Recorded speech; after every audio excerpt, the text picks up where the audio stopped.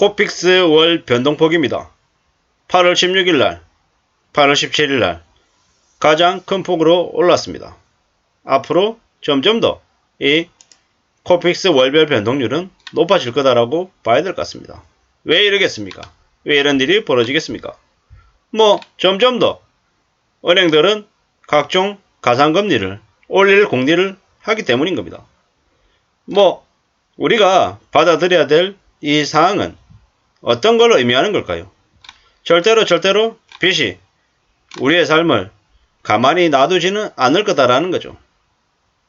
대출금리는 가파르게 올라서 아마 대출자의 부담은, 이자 부담은 점점 더 커질 거다라고 봐야 되는 거죠.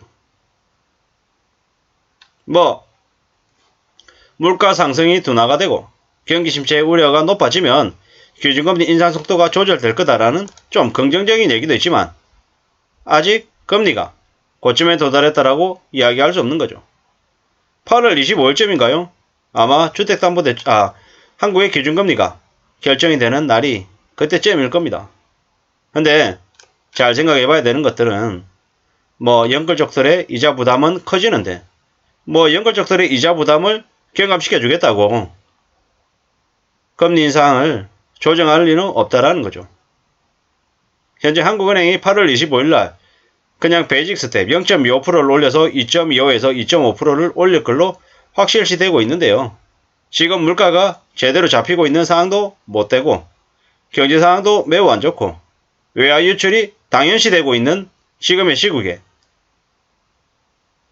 어느 것 하나 쉬운 건 없습니다.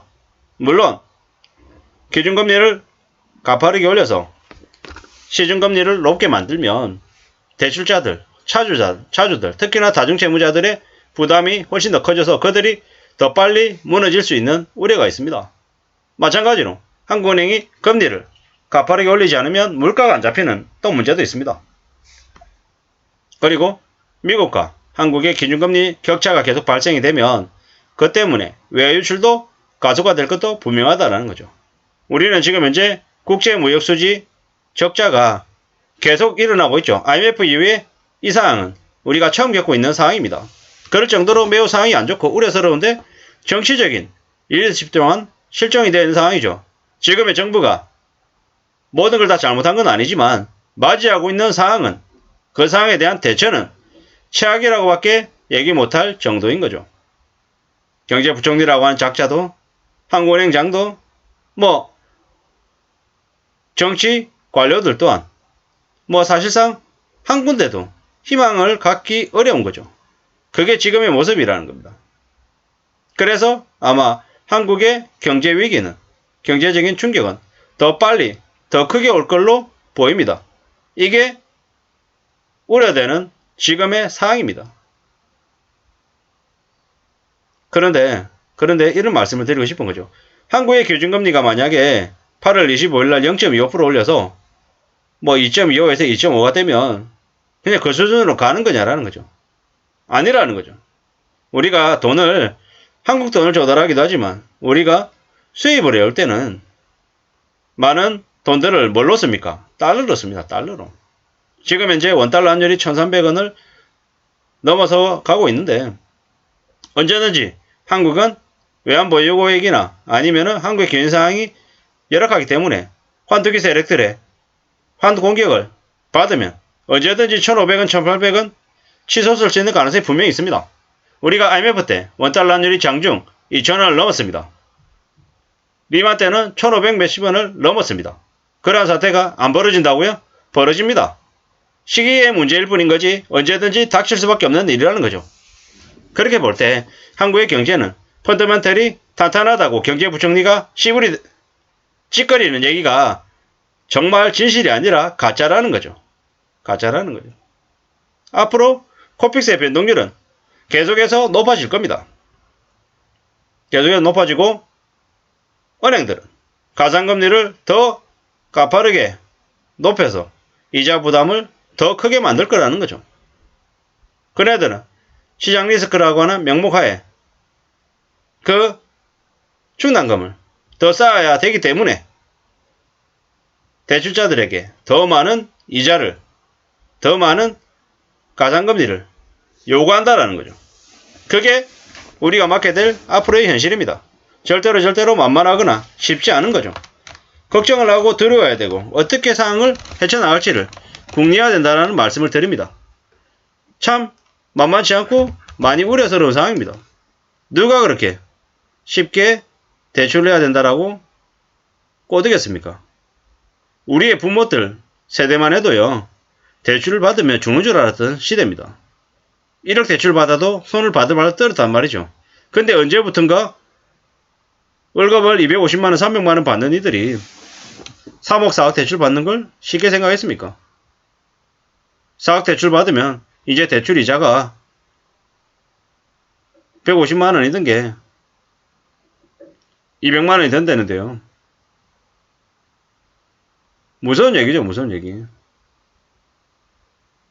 대출 이자가 150만원에서 200만원 되는 게 끝이 아니라는 게 더 우려스러운 겁니다. 저게 250만원 되고 300만원 되는 날도 내년이 아니라 올해 연말만 되면 올 수 있다라고 전망하는 이들이 되게 많습니다. 상상을 초월하는 대충격이죠. 무서운 일입니다. 무서운 일. 이제 무리하게 빚을 냈던 사람들이 아이 남들 다 그렇게 살아. 빚 없는 사람 어딨어. 이렇게 얘기했던 이들이 점점 더 놀라게 되고 움츠러들게 된다라고 보는 겁니다. 지금 가계부채를 2천조인데 이걸 1인당으로 계산하면 얼마냐면요. 5천만 인구로 계산하면 1인당 4천만원입니다. 4천만원. 근데 부채가 있는 사람이 없는 사람하고 한 절반 정도 된다고 하니까 단순 계산하면 1인당 8천만원인 거죠. 8천만원. 4인 가족으로 치면 4832 3억이 넘는 돈인 거죠. 참 엄청난 금액입니다. 엄청난 금액. 빚이 없는 사람이 반이다. 빚이 있는 사람이 절반이다. 라고 치고 빚 있는 가정 따지면 빚 있는 가정에 가구당 빚이 3억이 넘는다라는 거죠. 3억 치고요. 지금 현재 이자 5% 치면 얼마입니까? 1년에 3, 55, 1,500만원, 월 한 120만원 정도의 이자 부담이 있겠죠. 제가 원리금 뭐로 하는 30년짜리 뭐 원리금 상한 뭐 이런 걸로 했다라고 하면 얼마가 될까요? 그냥 한 150만원 되겠죠. 한 160만원쯤 되겠죠. 160, 170만원. 저게 나중에 어떻게 되겠냐라는 거죠. 3억 빌렸고 원리금으로 한 107, 80만원, 한 150만원 내던 사람들이 170, 80만원 내던 사람들이 연말 되면 뭐 200 몇십만원 내는 거죠. 250만원 낼 수 있겠죠. 엄청 힘들 것 같은데 저게 과연 가능할까라는 생각이 이제 자꾸 드는 거죠. 집을 사겠다고 욕심부렸던 탓에 삶이 순식간에 무너질 수 있을 것 같은데 몇 번만 연체되면 두 번만 연체되면 압류당하고 경매에 들어가는데 지금은 대출총량제 실행되고 신용점수제 도입됐고 신용에 영향을 미치는 일이 조금만 생기면 금융권에서 바로 치고 들어오는 거죠.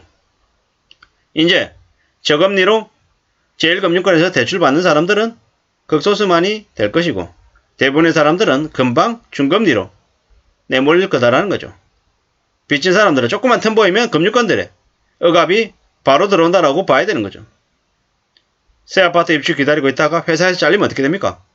수입이 절반으로 줄어들면 빚진 부채의 대출금리가 그냥 순식간에 2배로 뛴다라고 봐야 됩니다. 먹고 살겠다고 좀 안락하게 살겠다고 진 빚이 집을 삼키고 사람들의 인생을 집을 삼킬 수 있음을 잊지 말아야 되겠습니다. 삶이 얼마나 바닥으로 내몰릴 수 있는지를 잘 생각해야 됩니다. 절대로 빚이 만만한 게 아니라는 거죠. 중산층에서 하층민으로 전락하고 나면 다시는 중산층으로 복원하기 어려운 게 빚이 만드는 모습입니다.